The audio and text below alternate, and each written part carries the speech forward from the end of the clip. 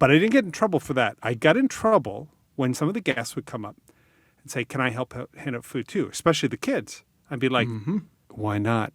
I remember some of the people running it said, we cannot have guests serving food because they won't do it right. And I thought, what?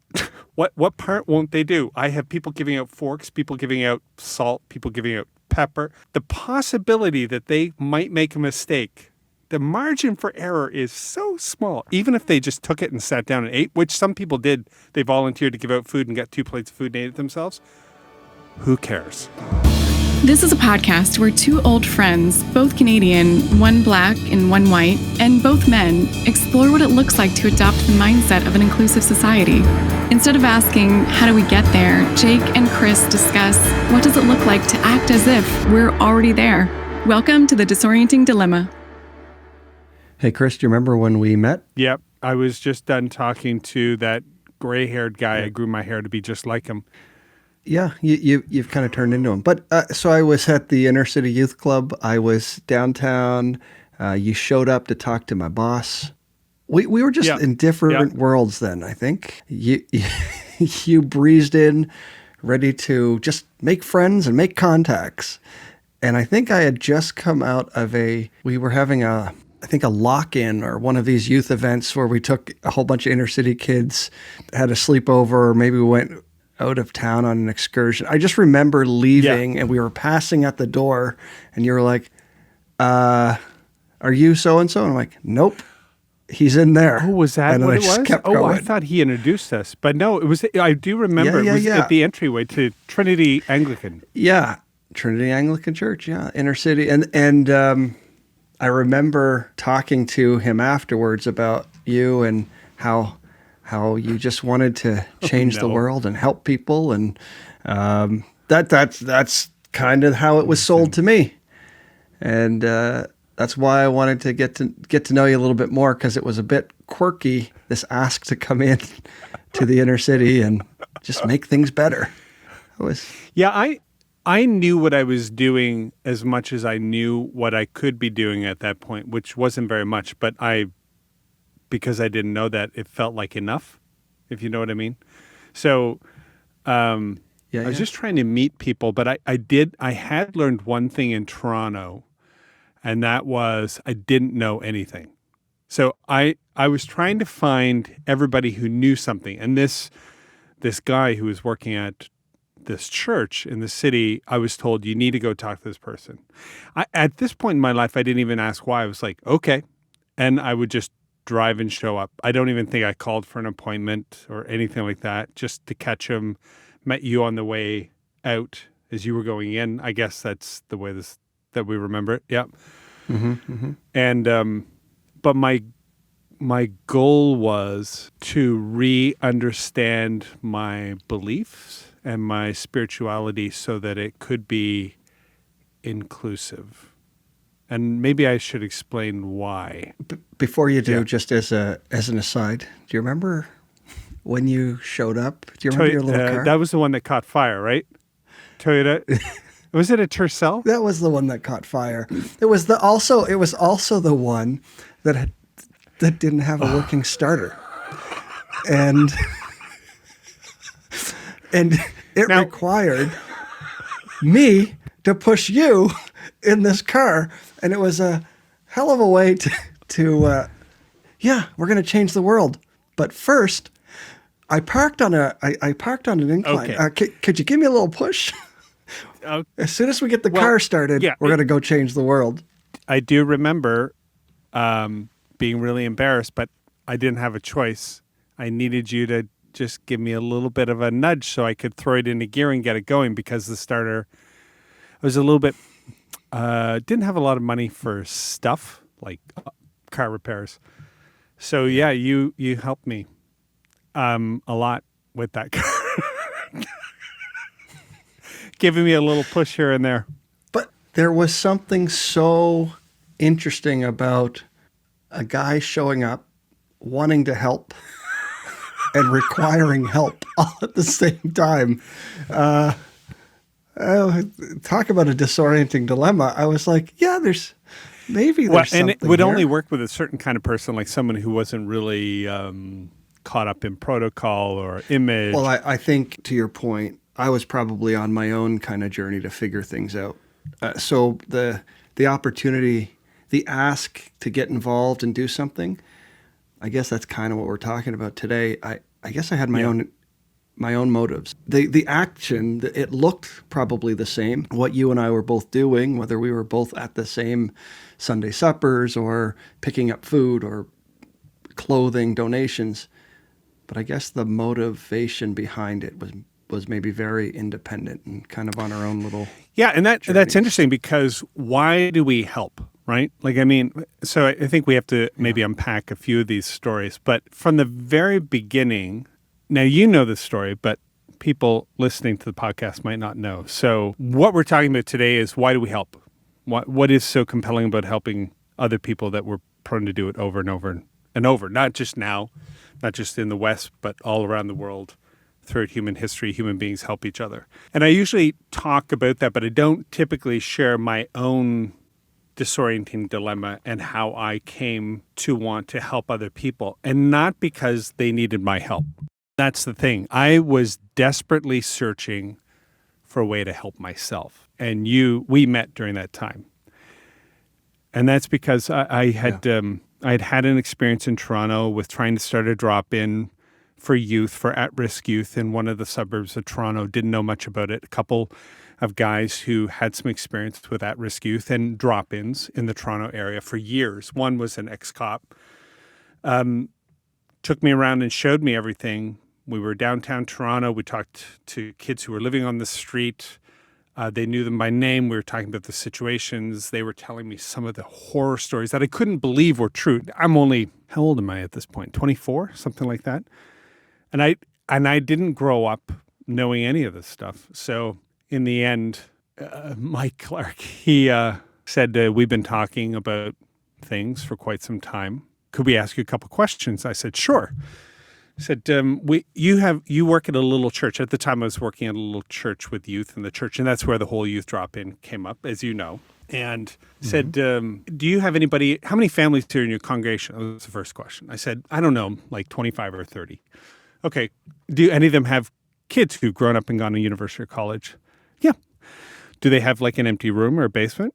Yep. I have no idea at this point where this is going. I'm just chatting, right? And we're in the corner of Jarvis and Gerard. Just being friendly. Just being friendly. Friendly Canadian, friendly Chris, friendly Torontonian. And said, we were talking to our friend Susie, not her name, a couple nights ago down at the donut shop. They were talking to Susie and the donuts. They said she's been working on the streets since she was 16 or 17. I can't remember exactly. She's got two very young kids. She needs to finish her GED, her high school education, and she just needs a little help with looking after kids while she does this. Would anybody take her in to get her out of the city and help look after kids while she gets her high school education? Now, you've heard this story before, so you know what the answer was.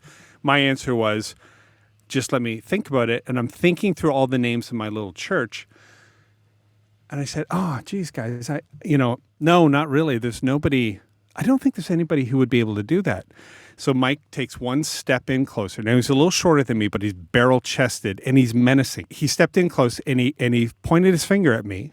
And he said, can you think a little harder? Okay, Mike, just a sec. I gave it a once-over. I don't think anybody is really ready to bring a working girl and then take on the responsibility of two kids. I said, no, Mike, I'm really sorry. I don't think there's anybody. So he stepped right in and he poked me in the chest and he said, then what the good is your Jesus to anybody? So I was a little taken aback. I'm not going to lie to you. I was a little like, well, okay then. Because Greg Paul, who still works at Sanctuary, he was a ordained minister at the time, and Mike has gone on to become an Anglican priest. They were both very religious. I'd never been cussed at by, religious type leaders like that. But more importantly, I'd never been asked that question. What good is your belief to anybody else? Seems to be serving you pretty well, but is it good for anybody else? And that began me on the journey. We opened the drop-in. Months later, I would leave Toronto and come back to Halifax, where I grew up, to try and relearn my faith. And I just went to anybody that knew anybody doing anything with anybody who didn't, quote unquote, belong in a church.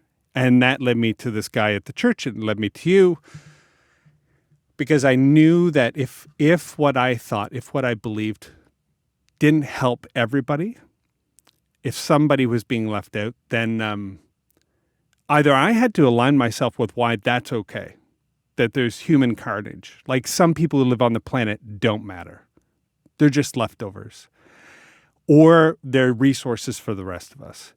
If I didn't want to think that, then what did I have to think? And so that was the beginning of my journey. And I'm not sure what yours was, actually, now that I think about it. But my journey my journey very towards similar. Yeah. helping is very much about saving my soul. Now you can make that trite and religious or whatnot, but there was an essence of my own humanity that if I didn't figure out how to help other people in some way, or make them a part of my life, or deconstruct this us and them thing that was so pervasive in absolutely everything in my life, then I was living a kind of life that I did not want. Like, I just didn't want that to be my life for the rest of my life. So that's why I help. It's definitely about what I get out of it. Hopefully some other people benefit, and hopefully nobody gets hurt. But that was definitely my journey. Mine wasn't dissimilar, although I think it's interesting to hear you retell it now. Even though we've kind of talked about this in the past, it's causing me to think about how interesting we were at similar places at the same time. So we kind of came at it from very different angles, but we're having a bit of this crisis of trying to understand and unlearn systems of helping. And I think for me, even though I was working in the area, working with at-risk youth, similarly to how you were doing it in Toronto, I was doing it here in Halifax. But my orientation to that was still in this idea of what we would call Christian service, that this is a duty, it's an obligation, that this is why people do good things, right? This is why people help others. And right around that time, I was starting to ask just another question like, well, if that's why I do it, why do other people do it?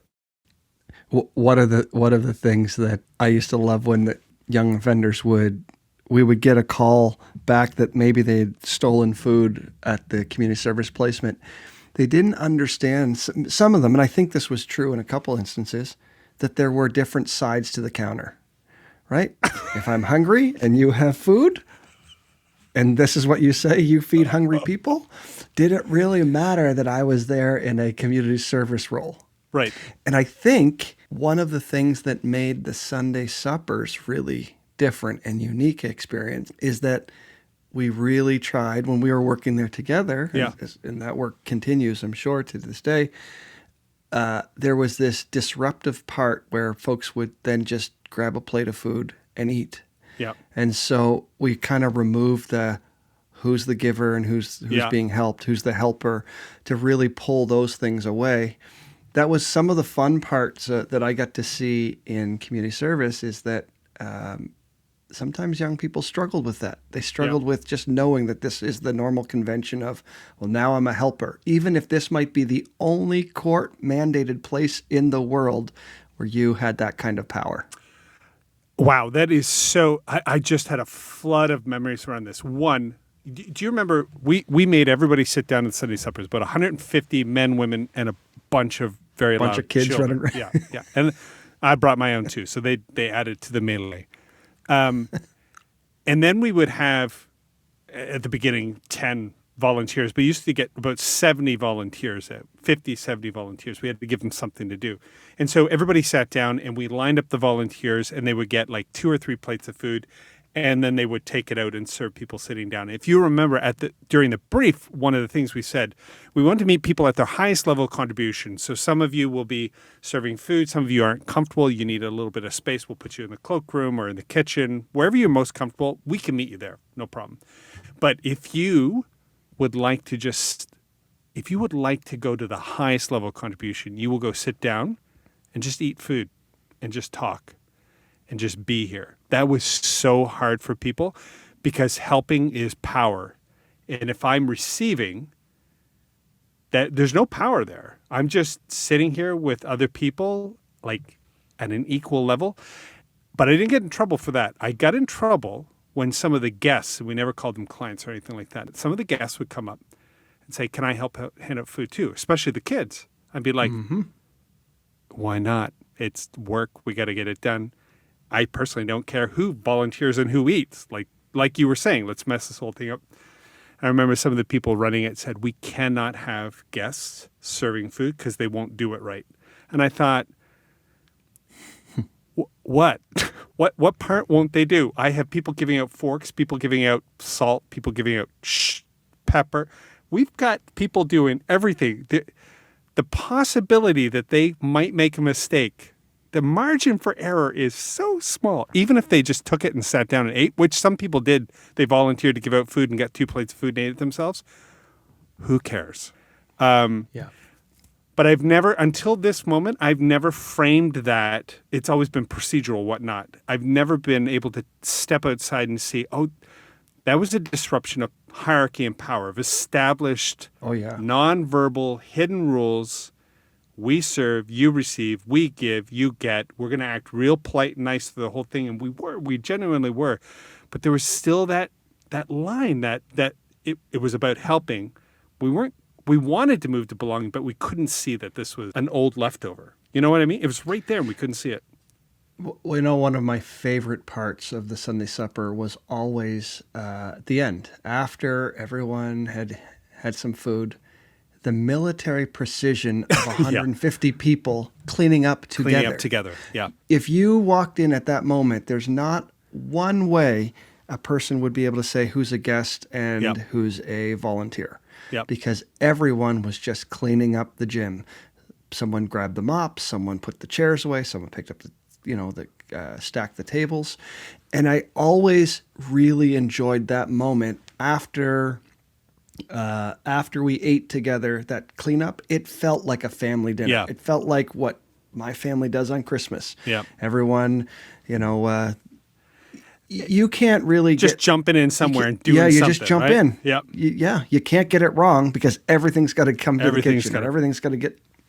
So that was always my favorite part. And I think that's not something that we see in a lot of experiences. Yeah. But I think those are the ones that make the difference. It's definitely a belonging mindset. And to the credit of the people who set that up 15 years before we ever showed up.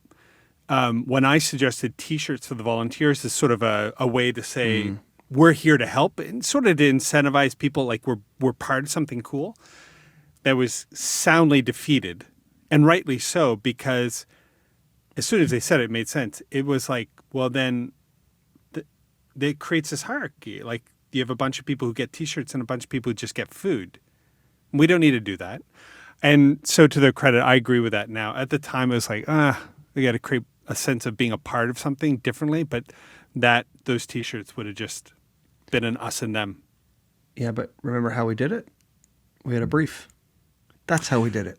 We did it without the T-shirts. We pull the volunteers into the room. So it was like way better than a T-shirt. Still worked, yeah.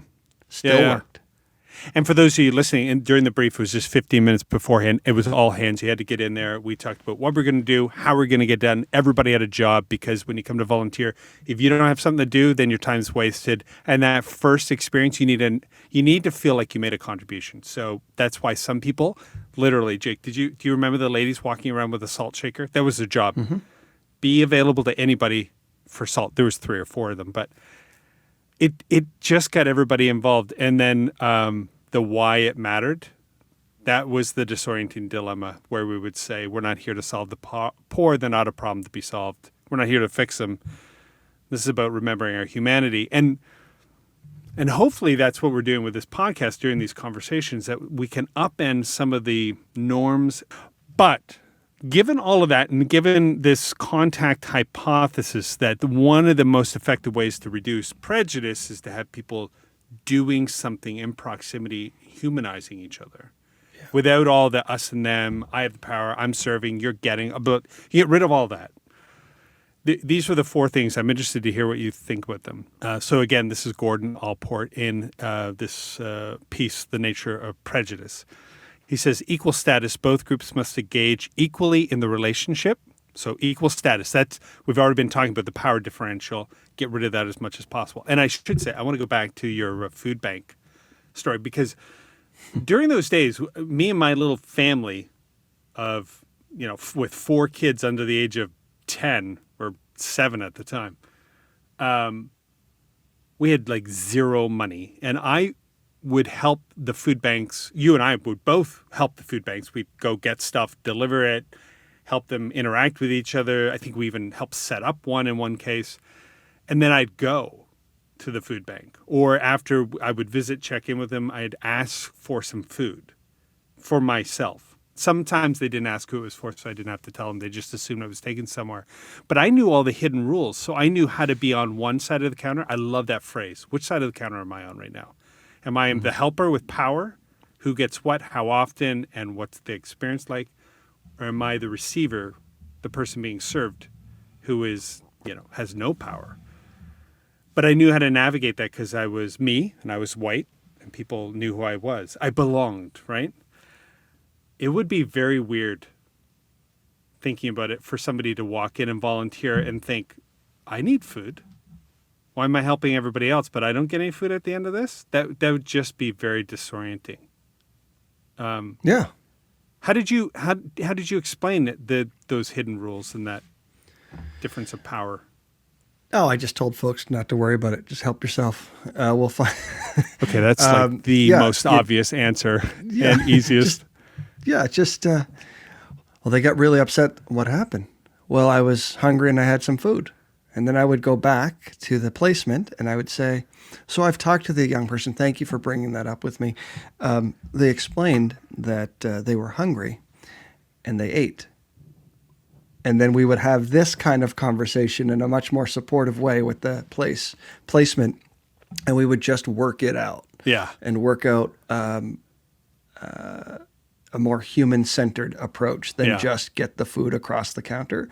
But they were always fun opportunities because I think some of the young people gave us an opportunity. So in Canada, we don't call them young offenders. Under Youth Criminal Justice Act, we call them young persons. So that's my why dad I keep talked going like back that. and forth. Young people's young persons. Young people, yeah.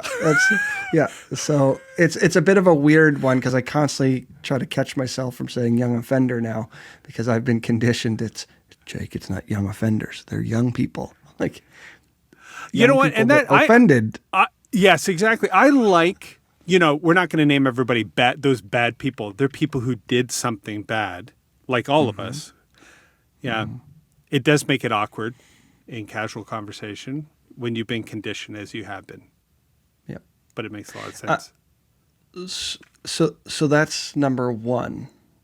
What was number two? Here are the rest of them.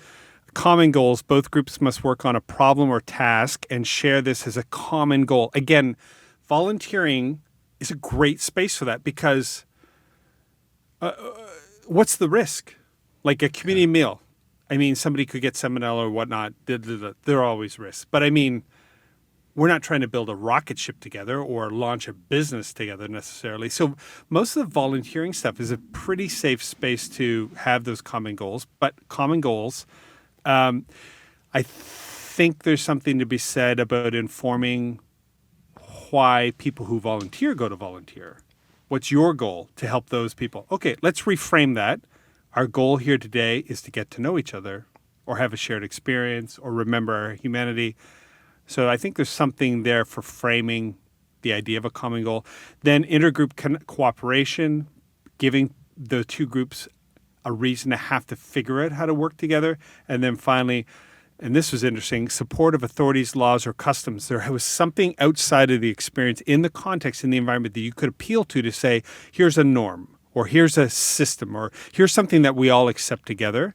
So having those in the backdrop really helped to encourage friendly cooperation.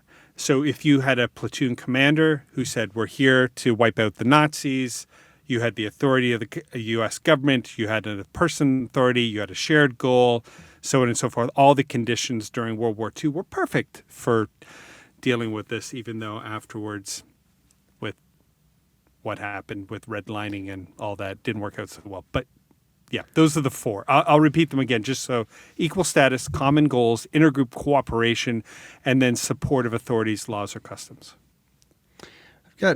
So on 3 and 4, I've got one thought, and then it triggered one memory, since we are spending the whole time going down memory lane. On number 3, that common goal, I like rooting that in a human experience. And so one of the things that we had in common, both for guests, when I think back to the Sunday supper is sort of where I'm thinking this list of 4 in that example, the common goal was dignity.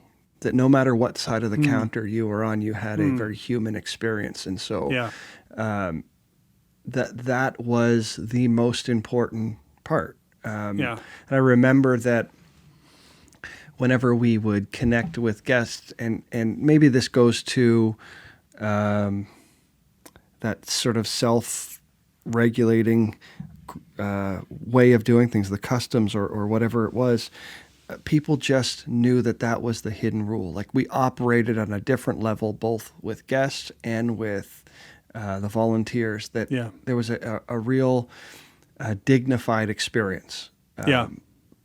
Both, from having the med students come and wash the feet and new shoes and new and do a lot of care around foot care, especially important if you're living on the street, because if anyone's ever had wet feet, you step in a puddle, your day is wrecked. Well, imagine if you don't have your shoes and your socks to change. And so to be able to come to a place and get new shoes and new socks and have some med students take care of your feet that you were probably on all day long, just walking, nowhere to go.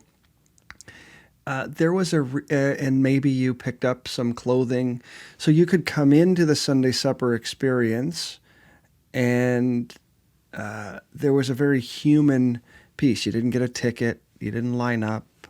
No one said that. No, we didn't it was one of the things we got rid of, is the long line to pick up your food and then go sit down, and you had a ticket for so long. We would serve you. Move. No, it wasn't like that at all. We had so much time in the front and back end for social, then it would spill out onto the lawn. Yeah. But right. I think the common goal is that we had this experience. So you would start to have people get together, and they looked forward to Sunday at 4:00. And it didn't matter. Guests, volunteer, people were just really happy to be there, and they got to know names. Yeah. And we built community. So that was kind of the common goal, I think, was really a human one. And the last one, I was just thinking about the norms and those customs. I remember how disruptive it was in your little faith community that you happened to put together. This group of folks that were hanging out with you, and then all of a sudden, because many of them were affected by poverty and addiction and so on, they had a different way of connecting. And sitting together for 90 minutes to 2 hours without a smoke break in the middle was asinine. Like, who would ask someone to come do that? Yeah. And so you always could tell the guests who happened to find this little bright yellow church because you painted it yellow because you couldn't afford a sign. So the big we had people from the neighborhood walk through. Yeah, they would say, "When did this building go up?" Because nobody knew it was there. But yeah, it was the signpost. Absolutely, a bright, vibrant color, canary yellow. Yeah. But what I loved about it is sitting there and watching people try to make sense of what these new rules were, because lots of folks knew what to expect on a Sunday morning when you go into a building, and all of a sudden it was disruptive.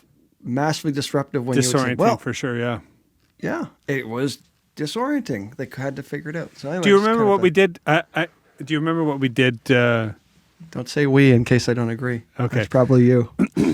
What happened was, There we go.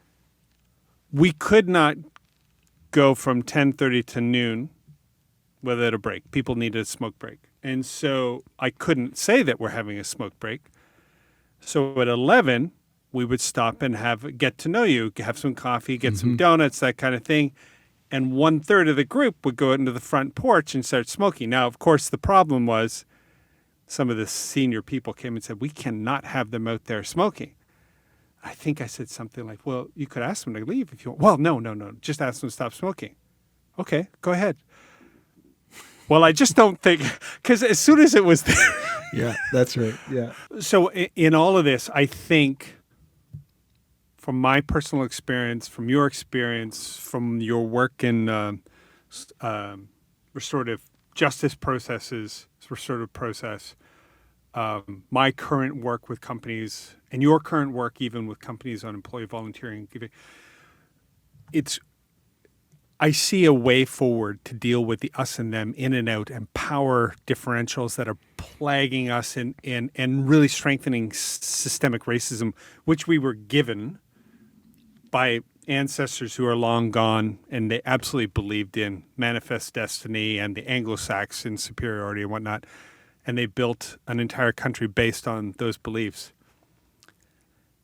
The only way out, in my mind, that I've experienced in my life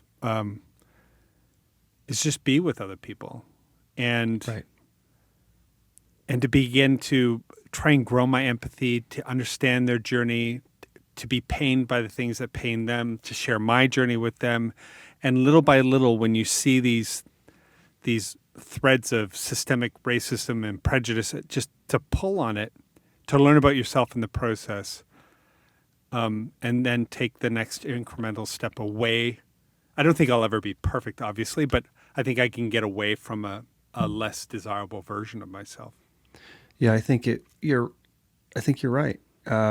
We can, I think this whole podcast was started around some stories where we talked about what brings us to this work, what brought us in, and there is an opportunity to see transformative properties in the opportunity of volunteering, personal transformation, and I think we have to give room and space that some people only see the transactional side, and that's okay too. That's where they are.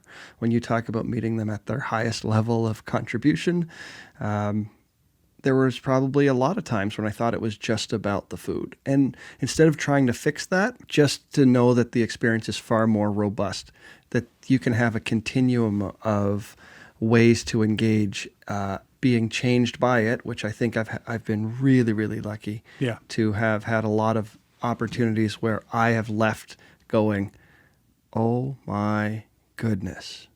I'm just wrecked. I've left places not feeling bad, but just have had my world turned upside down.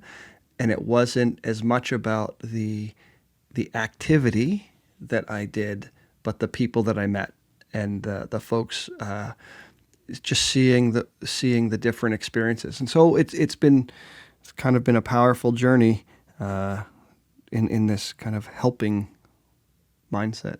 Yep.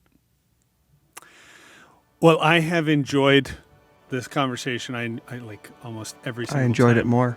Yeah, you did. You win. Well, you win. Okay. It's always about competing, buddy. This podcast is brought to you by the RW Institute, produced by Daniel Parker, recorded remotely in Los Angeles from Baltimore, Maryland, and Halifax, Nova Scotia. Be sure to subscribe so you can keep up with the conversation. Care to react? Submit your comments at rw.institute or on the comment feature where you're listening now.